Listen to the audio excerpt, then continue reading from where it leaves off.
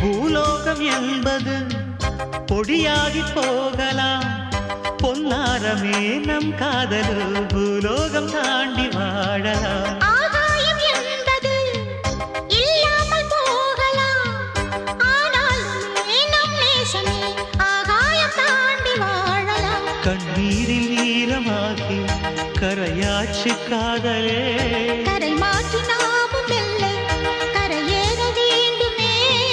நாளை வரும் காலம் நம்மை கொண்டாடுமே.